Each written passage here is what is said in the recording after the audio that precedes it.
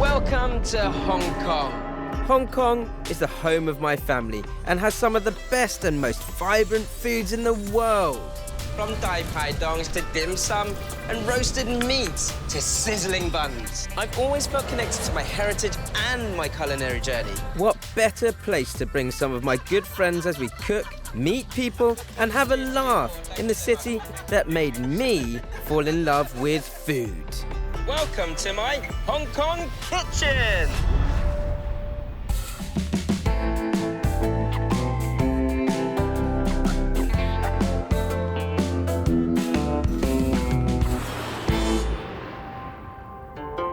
And on this journey, I'm going to explore the cultural influences of Hong Kong.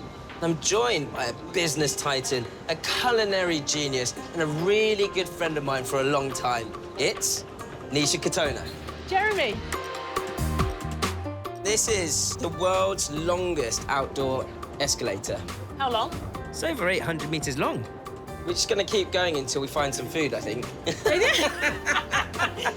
I'm going to take you to the second best bar in the world. The world? In the world. Hong Kong has everything, I'm telling you. We're right by PMQ, the police marriage quarters. That's been converted into like an art design centre. Barley's here. I think it's going to be really special. I mean, these guys are queuing already. Wow, bodes well. Barley comes from the mind of Lorenzo Antinori. It's a traditional slice of Rome in the heart of Hong Kong. With great bar snacks and cocktails, it's currently ranked the best bar in Asia and the second best bar in the world. Hello. Good afternoon. Lorenzo. Good afternoon. How are you? Welcome to Barley. Lovely to meet you. Nice to meet you. Pleasure, Jeremy. This is Nisha. beautiful. Nice to meet you. Welcome to Roma. So I'm glad that you guys are here. I like that you've kept it so traditional. Like, or it's got that sort of old school feel to it. In Barleone, we wanted to recreate a container of pop culture. And that's exactly what happened when you step into a bar in Roma. You meet your friends over a Negroni, a coffee, and then you see a lot of random things on the wall that create the universe.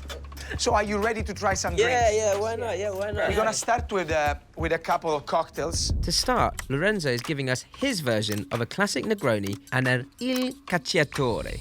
Beautiful eyes, beautiful people. Salute. Gorgeous. Cheers, salute. Thank you so much. Wow. Oh, my. That is the best cocktail I've ever tasted. That is delicious. Can I honestly, taste yeah. your cocktail? Let's do the straw tasting, come on. It's a caprese salad cocktail, basically. Not many people know that actually tomato is a fruit. Right. So it carries a lot of amazing. It's sweetness. amazing, yeah. In Barleone, it's very important, the food element. These might look just olives. Yeah. This will be the best olive you ever tried. Can we try? Can we go in? I think I just made a cow noise. Is it good? Really? High five, double high five. Smoky. I'm gonna take one as well. Oh, gosh. Gosh, it's smoky, salty, it's meaty.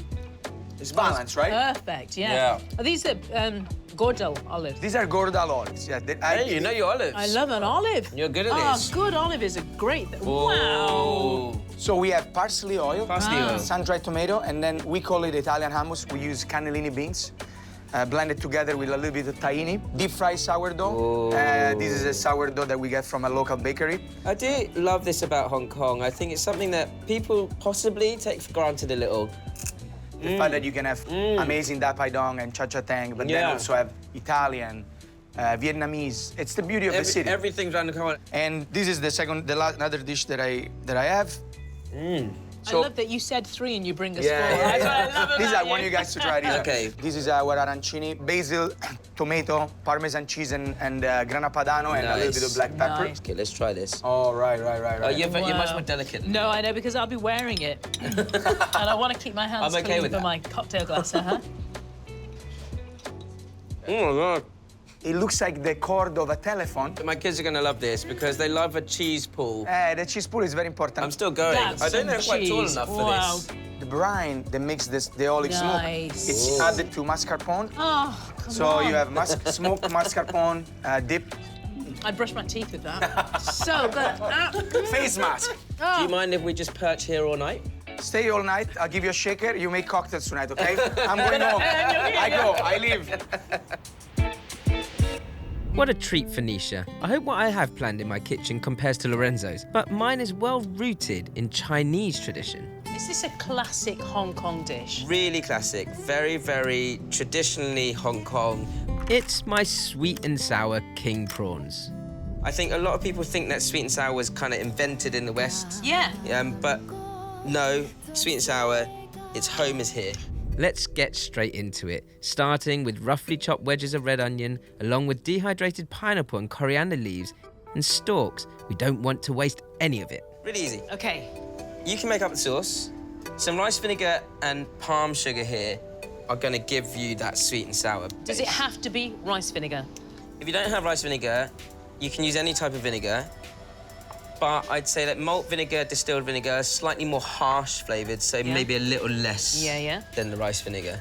Give that a good mix. Light soy sauce for seasoning. And then? Ketchup. Ketchup. This is not Chinese. I believe that ketchup was invented in Hong Kong. You do. You sound Indian. Ketchup, Indian. Dark soy sauce. Okay. Yeah, and you can see, as soon as you get the dark soy sauce, the change in colour of that. Yeah. Okay, brilliant. Right. Now Sauce what? is ready.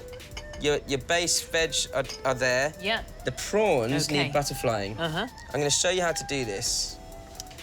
Right. You take your scissors and you open up the shell first. And then once you've gotten down to the bottom of the tail there, you sort of insert your knife at the top, just under the head, and you saw long sawing motions down, yeah? And at this point, you see my index finger and my thumb are sitting at the top of my handle. And they're there to control the knife. Right. So I can turn the knife like so, and then press down like that to butterfly. Wow. Right, if you want to get the poo tube out, simple as that. scrape it out. Right, your turn. My turn. Here you go. So we snip down the spine. Yeah.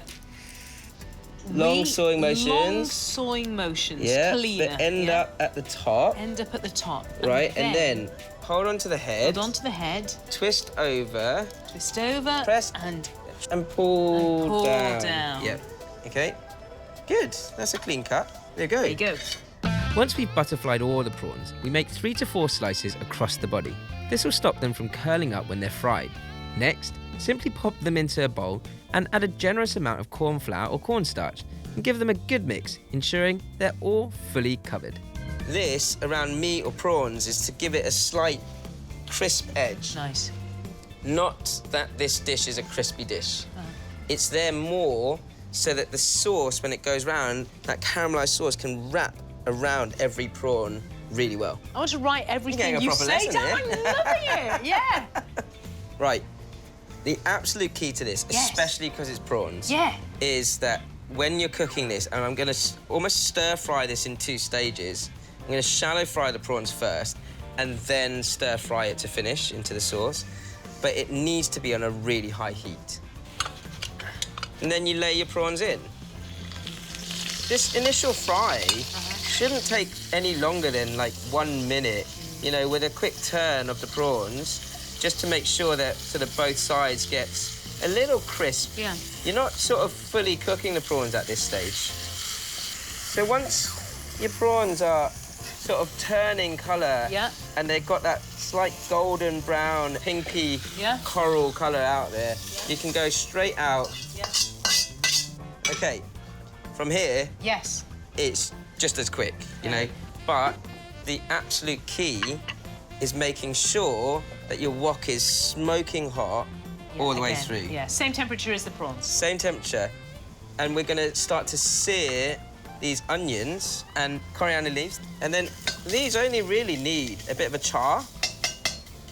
Once it's had sort of 20, 30 seconds of that smokiness, give it a flick. Yeah. And then char the other side. Can I just have a little go with the flick? Go on then. Long push forward, quick flick back. Whoa.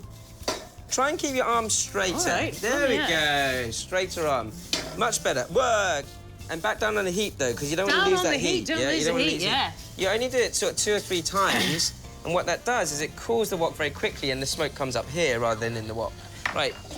pineapples in. Yeah. Give it a Gotta go flick. now, yeah? And then back down on the heat, okay? Long push forward, quick flick back. Much better. Once it's smoking hot, then you pour the sauce in. Right, now it's starting to thicken. Your prawns can go in. 1, 2, 3, and then back down on the heat. Yeah. And every 3 sort of flicks, you bring it back down to the heat again so that the sauce can caramelise a little bit more. Such a skill. Right. Back down on the heat.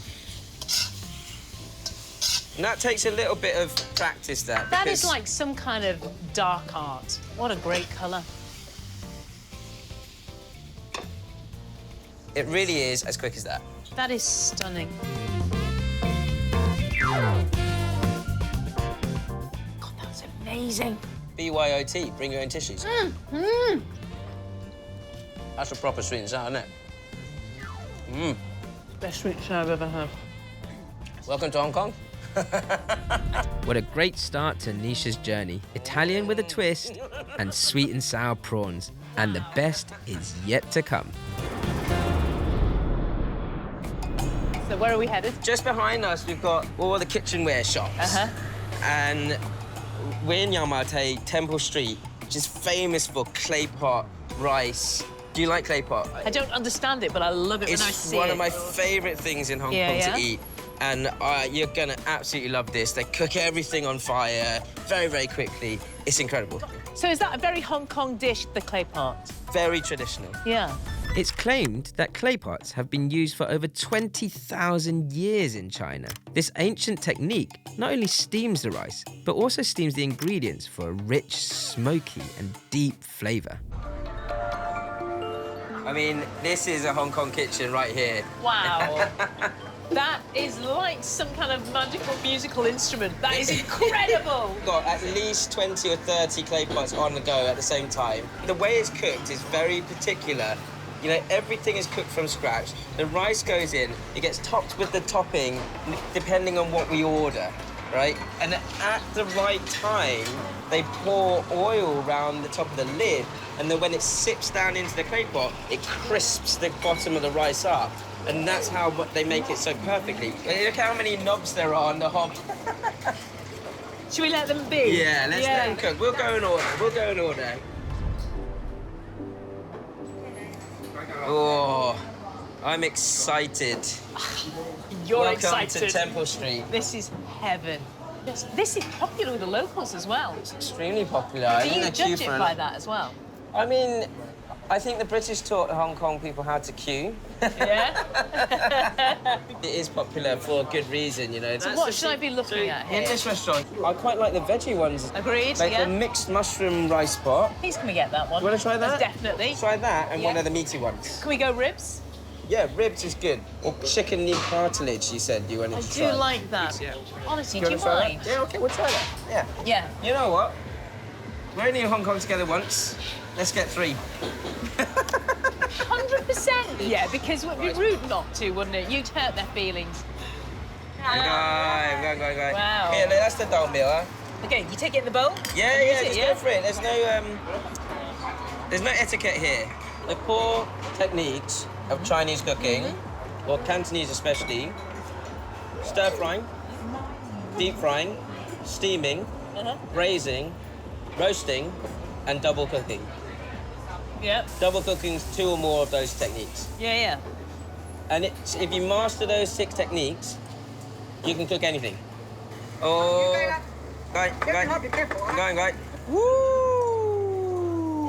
Oh Whoa, my God. look at that. Yeah. Oh, wow. That's really traditional, that is, yeah. These are So then you beautiful, do yeah. the dark soy over Is the top. it? Yeah? Yeah. It's just literally come off the fire. You can see the blackness. Yeah. Literally sitting there on the fire for a good 20, 25 minutes. This is probably one of the only types of places in Hong Kong. Yeah. You have to wait for your food. Yeah. But you're waiting for very good reason. Yeah. I'm happy that no one's going to be able to hear how much our tummies are grumbling up in the rain right now. This is perfect rain weather, though, isn't it? This is typhoon weather. Cheers. Food. God, that's such umami, isn't it? Really, wow. Punchy flavour. Yeah, very pungent. But it's what you say. It's about textures, flavours, bit of sweet, bit of salt. Every mouthful a bit different. And then a little bit of veg to cleanse your palate. Yeah. And then go in again. So delicious. What do you think? Oh, it's amazing.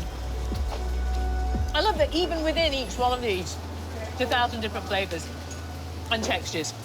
It's like the Hong Kong's version of a biryani. Yeah. Oh, is that right? That's exactly right, yeah.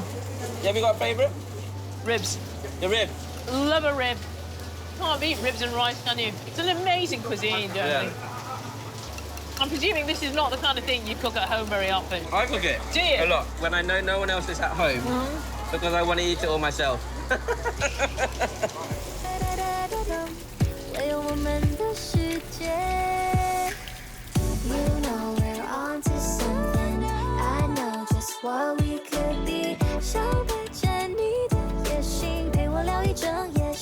Good news is, the weather's cleared up. I've still got clay pot on my mind. It's one of my favourite things to eat in Hong Kong and at home. This is my clay pot chicken and rice. I'm going to start with the marinade for our chicken, adding 2 staples of Cantonese cooking, ginger and garlic, followed by curry powder, chili powder, a small amount of sugar, roasted cumin seeds, sesame oil, and light soy sauce. And one more very unusual ingredient, butter. I'm putting butter in there because I just feel like mouthfeel is really important, and a little bit of saltiness from the butter and that lovely sort of texture that the butter is going to add to this will work really well with the crispiness of the rice. Cultural influence in a bowl. I've got a large chili for an added bit of fresh spice. I like to keep the seeds in because I like a bit of a hit, but if you don't want to, you could just take the seeds out, no problem. Large chilies, though, they're not that spicy. It's more about the sweetness of the chili. Lastly, got these lovely fresh curry leaves. I'm not sure Nisha would necessarily approve of how I'm using these curry leaves, but in Southeast Asia, we quite like a lot of curry leaves when we're using them because you get this sort of immediate hit of lovely fragrance. I've got some chicken wings here. You can use any type of chicken thigh, chicken breast, just cut up. The butcher's chopped these in half for me, so they're gonna go straight into the marinade. Give that a good mix. Now you can set that aside in the fridge for at least an hour, but to be fair, there's loads of flavour in that already. If you want to cook it straight away, go for it. When making clay pot rice, you need roughly 1:1 water to rice, which is less water than you would if you're just steaming your rice by itself. And the reason for that is because there's a lot of moisture in your chicken, and that will kind of sort of release and sip into the rice as well. So you don't want the rice to be stodgy at all. You want it to separate out with the oil. I'm gonna start the rice off with a little bit of oil, just so that I get a nice, crisp, even base. Once the oil is heated, add your rice and give it a good mix, ensuring all the grains are evenly coated. This will help the bottom become nice and crispy. After a minute or two, add water and turn the heat down. Chicken straight over the top of the rice. You want it to be sort of one layer of meat, otherwise it won't cook through. And then you cover it with a lid. 15 minutes on a low to medium heat. After about 15 minutes, the rice will have this nice sort of sweet aroma, and most of it should pretty much be cooked at this point. Whoa, I can hear that bubbling away.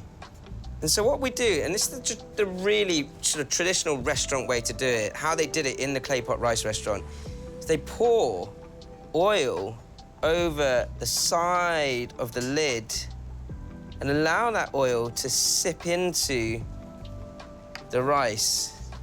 Just open the lid slightly just to drop it in, and then give it a little swirl around the base of that clay pot.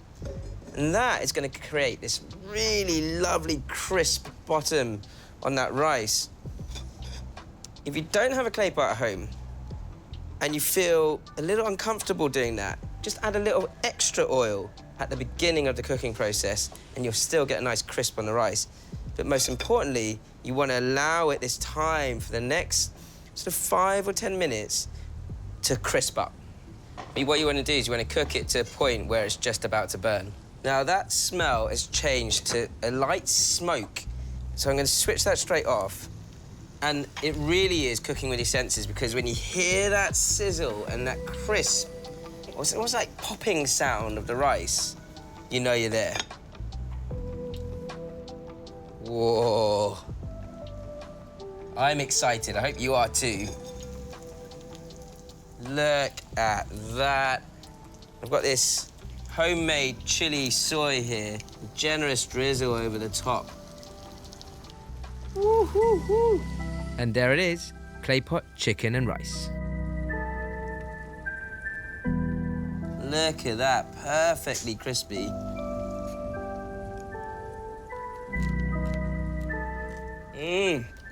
Traditional cooking at its best. It's a shame Nisha can't try this one, but I have 2 very special treats planned. Some noodles? We're slap bang in central Hong Kong, Wow. you know. This is the hubbub of Hong Kong. It's kind of like where New York meets Hong Kong. Yeah. You know, we've got some of the best restaurants in the city right here. I'm taking Nisha to Michelin-starred Arcane by Shane Osborne, who creates modern European dishes using in-season Asian ingredients, blending East and West. So what brought you to Hong Kong? Well, you know, after achieving everything I had in London, you know, Michelin stars, success, we wanted a new challenge and a change of direction in our life. And the thing I love about Hong Kong is that it's just so accessible. It's a city where you can come for 3 or 4 days and just achieve so much. I haven't even tried your food yet, and I can sense your passion for the place. Yeah. Has that sort of filtered into your cooking Yeah, and it your has style? over time. The cuisine that I'm cooking here, that the team are cooking here, is different, very different to what we were doing in London. The first dish Shane is making for us is sautéed potato gnocchi with miso and mushroom vinaigrette, and I've decided to join him in the kitchen. So what are we doing? Okay, so we are going to cook the sauteed potato gnocchi. These take about 5 or 6 minutes, and what we're after is for the gnocchi to go really fluffy but crispy on the outside, so you Right. have that little texture change. Yeah, yeah. We've got termite mushrooms here, so these have just been confit in a little bit of oil with black pepper and a little bit of bay leaf, and then we've got the garlic chive flowers. So these termite mushrooms, is it all about the texture, or is there a... Can I try this? Yeah, Is it- sure, go is for it- it. am I- Yeah, is yeah. it- Yeah, so it's just been confit in a little bit of wow. oil with bay leaf, black pepper, salt, very meaty flavour to That's them. one of the meatiest mushrooms Yeah. in terms of texture. Wow, dude. So you can see now that if you just prod the gnocchi, there's not a lot of give on them. It's coming up nice and fluffy. I call them golden potato pillows. Nice and fluffy. I was just about to say, they are pillowy. Yes. They're pillowy soft. Okay, it's time to plate up. All right, great. Okay, so we've made a puree with the termite mushrooms, a little bit of miso paste, gnocchi spread on the top. Then on top of that, we're putting the confit termite mushrooms, chive tops, aged parmesan, and then this is the Shaoxing wine, just generously poured over the top. And then to finish, a little bit of frozen black truffle.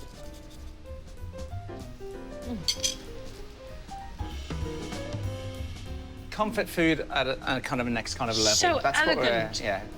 This is the finest of fine dining. It's fantastic. I wouldn't say they're luxurious ingredients, but the mouthfeel, the taste is very luxurious. I love this, Shane. Thank you so much for cooking that. It's a pleasure. This is wonderful. Second course. Second course. For our second course, we're having roasted Wagyu rump cap. This time, I'll let Shane get on with it and just enjoy eating. Okay, so Wagyu, generous with the salt and pepper on top. I can hear it from here, Shane. Give it a minute each side because I want even cooking to go through, and I don't want it to over-caramelize, so just keep turning it every minute. So we are aiming for medium rare for this beef. Are you okay with that? Oh my gosh, yes. Yeah? Absolutely. We'll follow your lead. All right, so the beef, that's the moment of truth. Carve that open. Oh, It's like carving butter. Finish with a little bit of salt. Yuzu koshu puree. The Cafe de Paris butter with anchovies, capers, tarragon, and parsley.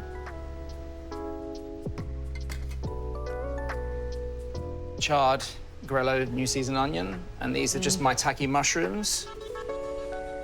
And then just finish with a little bit of raw charred sweet corn. Look at that.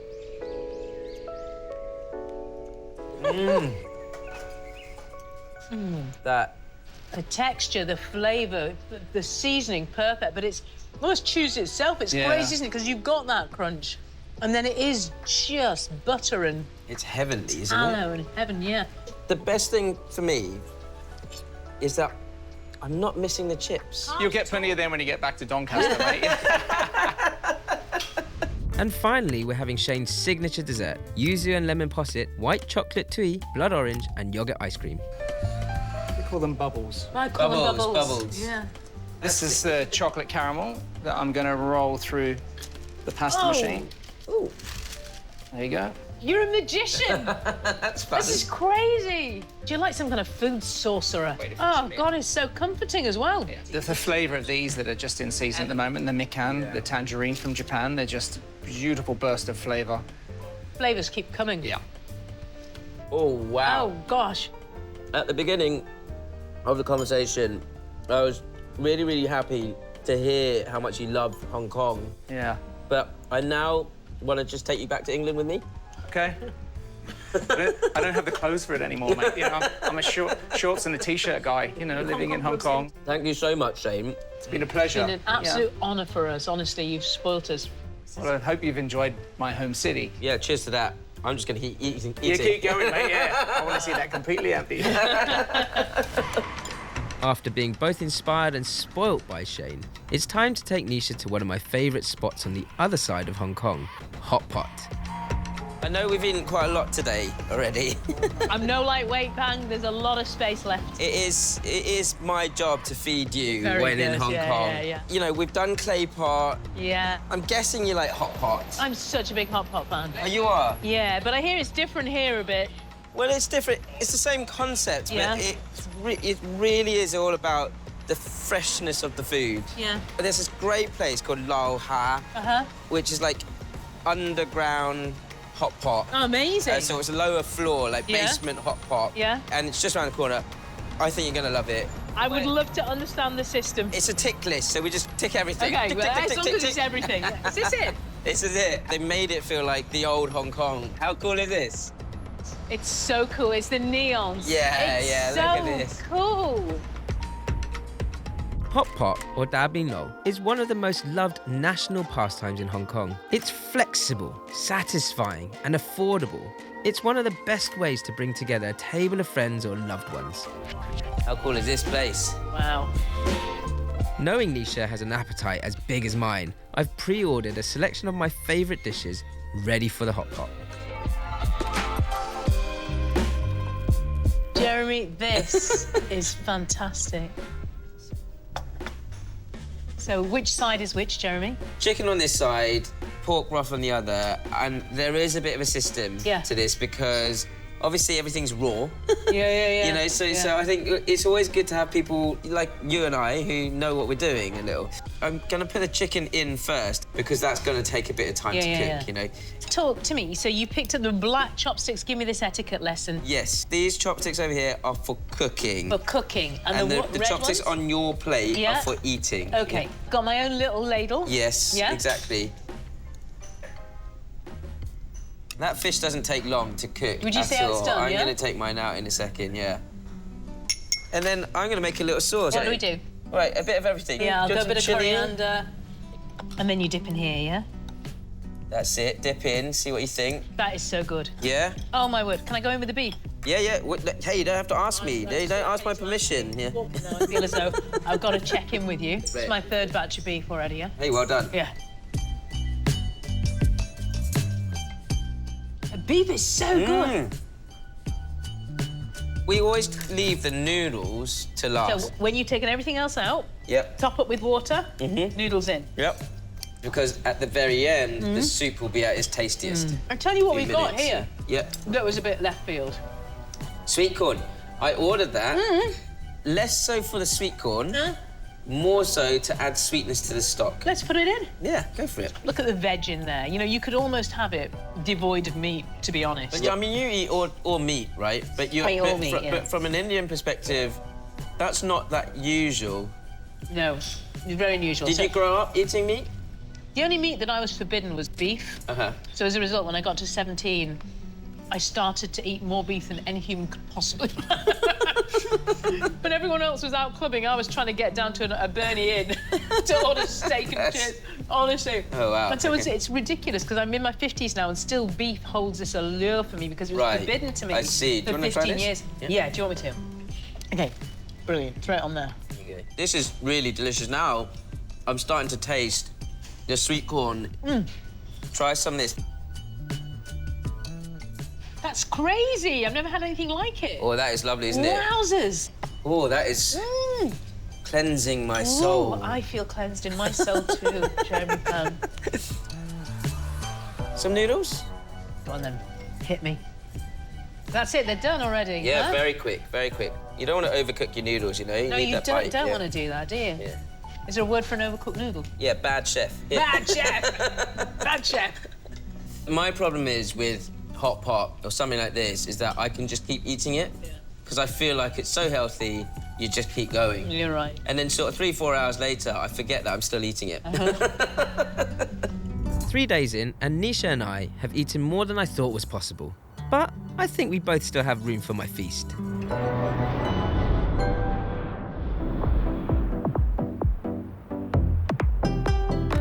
It's been wonderful having you here. It's been far more wonderful for me. Honestly, it's been the trip of a lifetime. To come to a country like this that I have been desperate to understand with someone who understands it so well, it's the ultimate trip. It's a real honour, honestly, Jeremy, because it's a food I love. So to come here and get right into the heart of how people eat... We do know how to eat here. Yeah, and I think the world could learn a lot from it, honestly, that business. But just the food economy, these restaurants that are heaving, that have got queues outside them for one dish. And sort of cross-pollinating from one culture to another, that's a big part of Hong Kong culture as well. Which I didn't understand until you showed me that. Now, it's a tradition that I cook for you as my guest. So I'm going to cook you a feast. Big smile. But you don't have to do anything. You get to go off, have a little potter, enjoy your time. This never happens to me. What am I going to go do? When Will you you send go, it me? you go. I've organised something for you. You go and enjoy yourself. I'll just potter then. I'll see you later. I will see you later.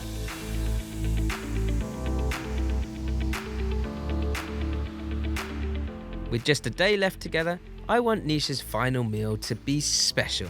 The first thing I'm making is my handmade miso aubergine and tofu bao. I've made a lot of baos in my time, and this recipe is really easy, actually. So you start with some plain flour. This is Chinese plain flour. Now, Chinese plain flours have basically 3 different levels: low, medium, and high. The higher you go, the higher the gluten, and the more elastic it becomes. But the medium gluten flour, which is this one here, it's a little bit softer, more pillowy, great for bao.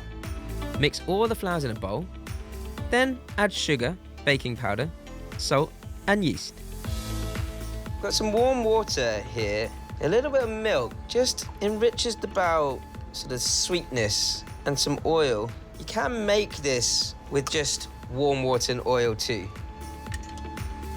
I'm gonna pour half of that liquid in there first. Get that going, just to bring it all together. Really, it's just bread that's steamed instead of baked. So after a few minutes, you should have a nice, more elastic, smooth bit of dough. Even with a machine, I always like to give the dough a bit of a knead just to make sure you've got that right texture and elasticity. It's good therapy. Keep kneading your dough until it's nice and smooth with no visible cracks. Then start shaping it into smooth balls. From here, you let it sit. A little bit of oil just over the top, just so it doesn't dry out. And you cover it with a damp cloth. You're gonna leave it for about an hour and a half until it doubles in size. It's quite warm in Hong Kong, so it might be a bit quicker. While the dough's rising, I wonder how Nisha's getting on. I know how much she loved the clay pot, so she's at Uni Choose Ceramics to make her very own to take home. Hello. Hi. Hi. I've been sent by Jeremy Hank. Yeah. And I'm not sure why. So you're gonna be doing some pottery today. Oh my gosh, You can bring it home. brilliant. We're gonna make a pot and a lid with the handle. The whole thing. Yeah. Which is brilliant because I honestly wanted to take one home. Pick it up and then try to pat it into like a ball. Uh-huh. We're gonna move on to the wheel and then we're gonna start throwing them. Oh, fantastic.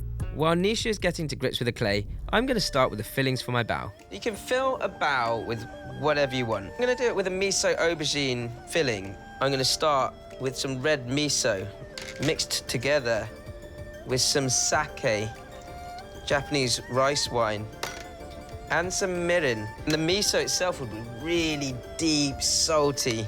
So to balance that salty out, we've got some sugar as well. I'm going to get that on the boil. I'm just going to mix that through a little so it doesn't sort of all clump together. Now we want to bring the sauce to a short boil to loosen it up. Once smooth, remove from the heat and transfer to a bowl to cool. Now I'm just going to crack a couple of just egg yolks into this. That egg yolk will really, really sort of bring out that deep savoury flavour but create a more silky finish on the glaze as well. The aubergine. I'll cut the aubergine into diagonal chunks, scoring them with shallow cuts on both sides so the glaze can really sink in. I'm also adding tofu, which I'll roughly cut into 1 centimetre chunks. Now, the best way to cook aubergine without it getting too greasy is just to oil the aubergine as if it was a bit of steak that you're marinating. It doesn't need lots of oil at all. It just needs enough to char both sides. Once oiled, drop them both into a sizzling hot pan. Because I've cut the aubergine quite thick, they take a little bit of time to cook through on a low heat. I'd say at least 8 minutes or until it's halfway or just over halfway cooked. You'll know that by being able to press into it. And if it's very soft on the base or on the bottom half, then that half is cooked. The tofu, it's going to be a little bit quicker, maybe 4 or 5 minutes on each side. Once your tofu is nice and golden brown on one side, then give them a flip. Whilst the aubergine's cooking away, I've got time to shape my bao, and it's doubled nicely in size now. I'm just gonna roll this into a rough cylinder. And what I want is 12 pieces, because I'm gonna make little sliders, little burger buns out of these.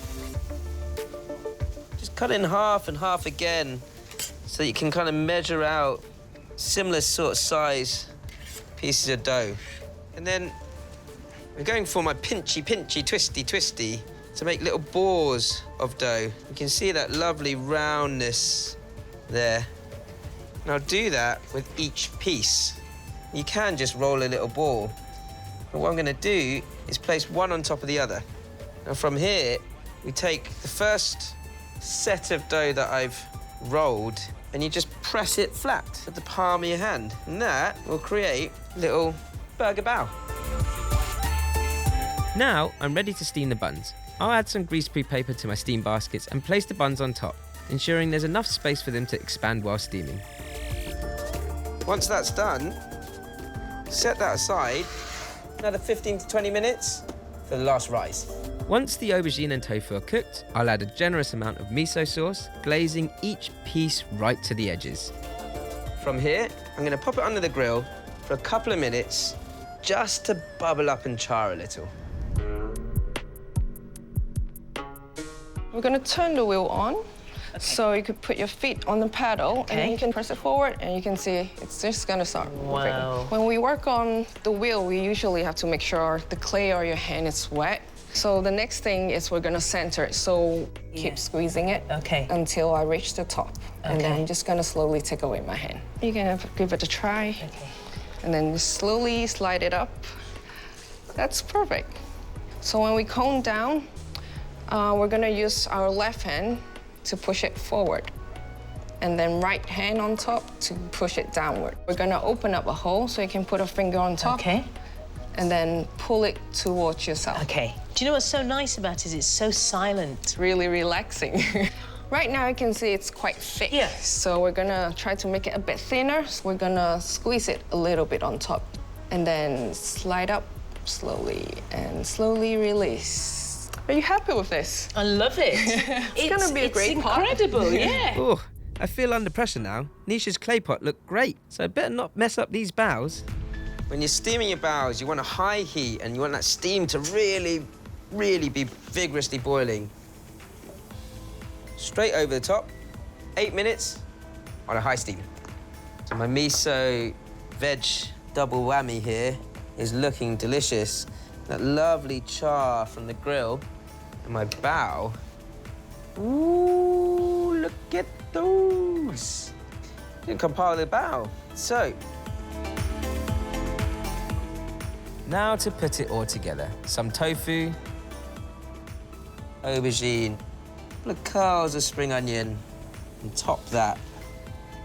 And look how pretty that is.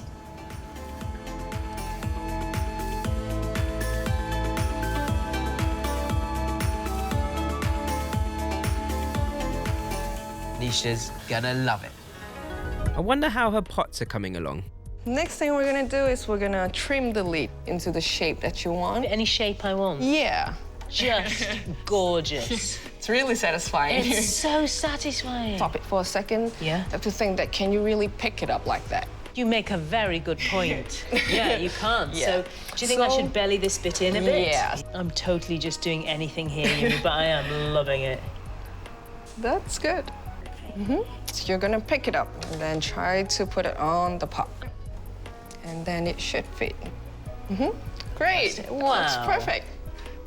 And then there's one last thing. Yeah? That's missing. It still needs a The handle. handle, yeah. So we're gonna have to adjust it to make sure it fits on the side. Whoa. And maybe went a bit far there. This? I'm gonna hold it up Thank for you you. so much, thank you. Give it a little press. Okay, that's good. Yeah? Great.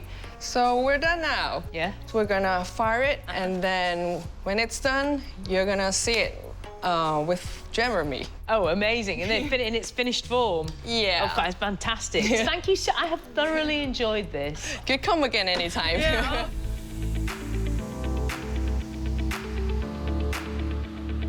So it's just my final dish to make. Cucumber and black ear fungus salad. I start with finely chopped ginger, spring onion, coriander, and Cucumber. We smash it because it opens up the pores, allowing all the flavour of the sauce to get in. Now, I like the sort of inside bits of the cucumber, but they don't need smashing so much, so I'm going to pop them straight in separately. Now, I've got my pieces. From here, you give them a gentle smash. When I get the dressing on, it kind of marinades the cucumber. The rest is easy. we're going to combine a few sauces for our dressing. Chili bean sauce, a small amount of rice vinegar, sugar, chili oil, and finally, light soy sauce. Then give it all a really good mix, making sure the sauce fully coats the cucumber. Whoa, look at the vibrant colour of that. Ooh, the lights are come on. We're getting ready for the feast. And then I've got these mushrooms here, black ear fungus or elephant ear fungus. They've been soaking in hot water for at least an hour. You can see why they call them elephant ears. Beautiful things. I don't like to do much to them at all. I'm just going to throw them straight in because the texture of these are great.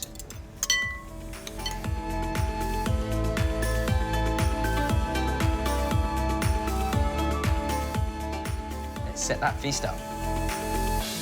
So, I have my miso, aubergine and tofu bao, cucumber salad, and a few additional greens. That should complete the feast in time for Nisha's return.